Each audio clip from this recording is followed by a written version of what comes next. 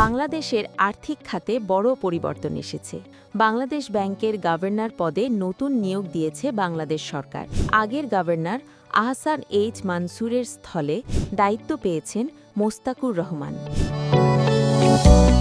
সরকারি প্রজ্ঞাপনের মাধ্যমে এই পরিবর্তন কার্যকর করা হয়েছে এবং নতুন গভর্নর ৪ বছরের জন্য দায়িত্ব পালন করবেন বলে জানা গেছে। সরকারের ঘনিষ্ঠ সূত্র বলছে, নতুন অর্থনৈতিক পরিকল্পনা ও নীতিগত সমন্বয়ের অংশ হিসাবেই এই নেতৃত্ব পরিবর্তন।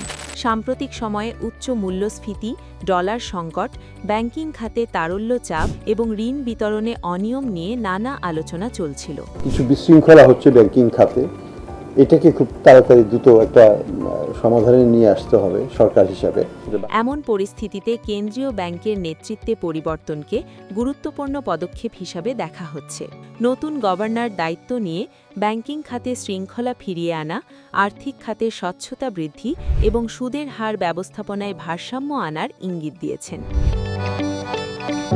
বিশ্লেষকদের মতে, যদি সুদের হার কমানো হয় তাহলে ব্যবসা বাণিজ্য ও বিনিয়োগে গতি আসতে পারে, তবে অতিরিক্ত শিথিল নীতি মূল্যস্ফীতির ঝুঁকিও বাড়াতে পারে।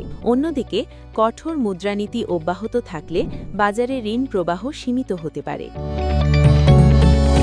ব্যবসায়ী পটভূমি থেকে আসা নতুন গভর্নরের নিয়োগ নিয়েও আলোচনা রয়েছে। কেউ বলছেন এতে বাস্তবমুখী সিদ্ধান্ত আসতে পারে, আবার কেউ সম্ভাব্য স্বার্থ সংঘাতের আশঙ্কা করছেন। সব মিলিয়ে এই পরিবর্তন দেশের মুদ্রানীতি, ব্যাংক খাত ও সামগ্রিক অর্থনীতিতে কী প্রভাব ফেলে সেদিকে এখন নজর সবার।